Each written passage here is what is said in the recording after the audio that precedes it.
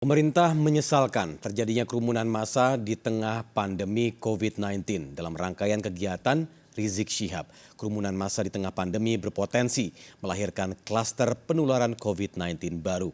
Pemerintah meminta aparat keamanan menindak tegas semua kegiatan yang melanggar dan melawan protokol kesehatan. Lalu apa kata warga terkait kerumunan massa? Berikut rakyat bicara dalam menantang petaka corona.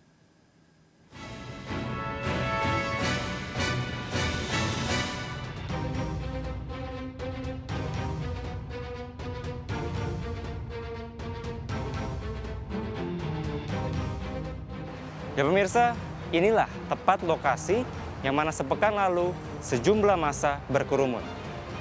Bahkan sejumlah massa tersebut yang terbilang hingga ribuan orang sempat membuat kerusakan di fasilitas bandara. Seakan pandemi COVID-19 belum berakhir, ribuan massa tersebut berdesakan tanpa menerapkan protokol kesehatan. Presiden Republik Indonesia Joko Widodo sangat melarang keras aktivitas yang dapat memicu kerumunan dan meminta agar seluruh aparat dapat menindak secara tegas oknum yang melanggar protokol kesehatan. Lantas, bagaimana tanggapan warga terkait kerumunan yang terjadi beberapa waktu lalu? Berikut tanggapan mereka.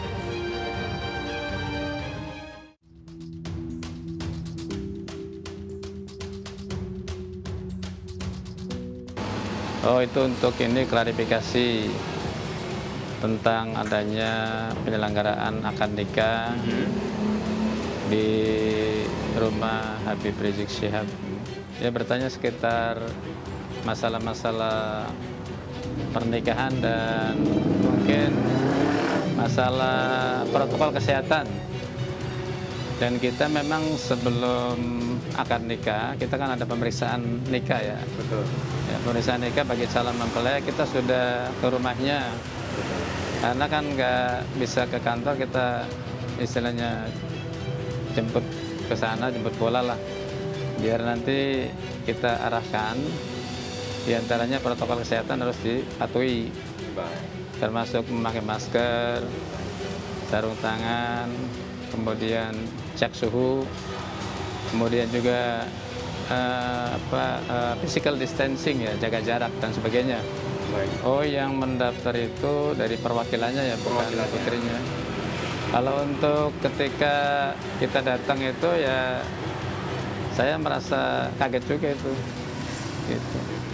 Ya, makanya kita ketika itu kan pas mau akad kita kan naik, baru setelah selesai pencatatan sesuai tusi saya ya. Kita kan pencatatannya itu, pencatatan nikahnya, amanah Undang-Undang Perkawinan nomor 1 tahun 1974. Setelah selesai pencatatan kita langsung turun.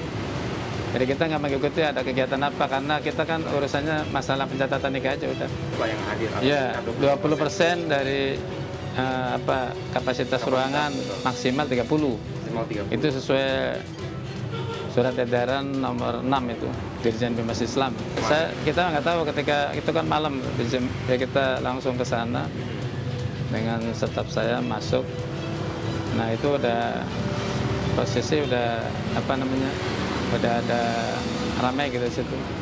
Ya sudah, saya tadi katakan itu sebelum hari hanya kan kita adakan pemeriksaan nikah, data-data nikahnya, kemudian ya takut ada salah-salah kan, cek nama dan sebagainya. Kita udah sampaikan protokol kesehatan itu. Gitu. Itu kan sesuai surat edaran Dirjen. Juga Pergub juga mengatur itu sama. Ya kalau saran saya ya, kalau untuk melaksanakan nikah di luar kantor atau di luar KUA, itu kalau untuk PSBB transisi ya, kalau PSBB total kan nggak boleh, harus di kantor semuanya. Betul. Kalau untuk transisi ya kita ngikutin aturan pemerintah. Ya, ikutin aturan pemerintah, pakai masker, sarung tangan, terus disediakan juga hand sanitizer kan. Kalau bisa termogan juga ada di situ kan, cuci tangan, ya kan, sebelum ada pelaksanaan cuci tangan. Kemudian juga jaga jarak itu. Ya, jadi setiap kerumunan itu bisa meningkatkan percepatan penularan COVID-19. Jadi harusnya begitu ada potensi kerumunan harus dicegah begitu. Jadi kalau sudah berkerumun kayak demonstrasi tidak bisa dicegah begitu. Pada saat ada kerumunan penularan COVID-19 akan terjadi. Jadi peningkatan yang 2 hari belakangan atau pertengahan bulan November ini terjadi peningkatan dari 4.000 kasus per hari menjadi 5.000 kasus per hari dalam 2 hari. Itu karena kerumunan. Persepsi tentang penyakit COVID itu harus seragam, harus sama. Jadi persepsi yang berbeda tentang penyakitnya, persepsi yang berbeda tentang upaya pencegahannya, kemudian persepsi yang berbeda tentang komitmen untuk mencegah COVID-19. Satpol PP DKI Jakarta menjatuhkan denda administratif kepada Rizik Syihab dan FPI sebesar 50 juta rupiah. Denda ini merupakan salah satu langkah karena Rizik Syihab melanggar protokol kesehatan saat merayakan pesta pernikahan putrinya dan merayakan acara Maulid Nabi Muhammad. Aturan selama masa PSBB transisi jilid 2 di Jakarta tertulis pada Peraturan Gubernur DKI Jakarta nomor 101 tahun 2020.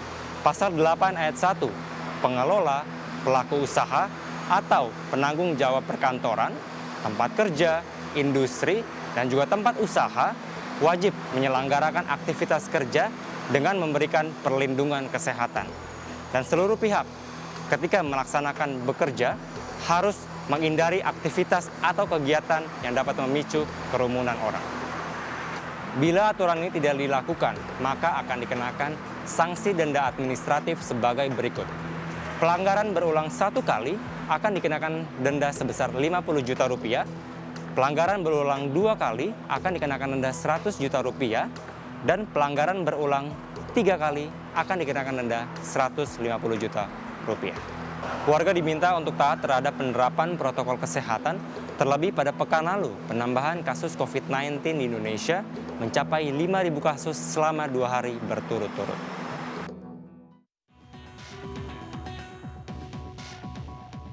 Ya menurut saya kurang bagus ya, apalagi bandara ini kan bandara internasional gitu ya. Kalau dan di dalam masa kondisi COVID kayak begini, kalau ada orang-orang gitu kemarin sempat kumpul rame gitu nggak menjaga jarak, image-nya kurang bagus saja. Dan mungkin yang dari mancanegara kan melihat, wah ada apa nih, ada apa gitu kalau ada kondisi COVID.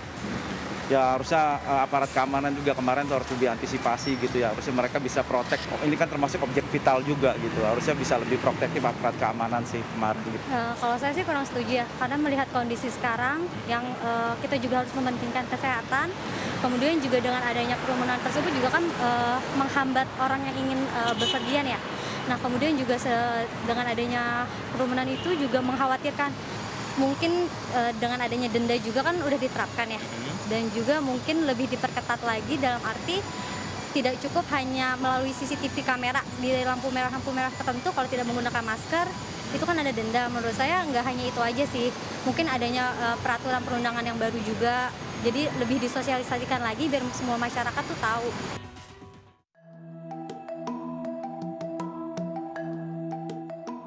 Perang melawan pandemi COVID-19 selama 9 bulan belum berakhir. Penyebaran virus corona masih terus terjadi. Untuk itu, sangat dibutuhkan kerjasama dan kesadaran yang baik oleh seluruh lapisan masyarakat agar penyebaran virus corona dapat segera dimusnahkan. Demikianlah Rakyat Bicara pekan ini bersama saya Kevin Pakan dan juru kamera Dipo Andi Muharom dan Eko Miyadi. Sampai jumpa pada Rakyat Bicara pekan depan.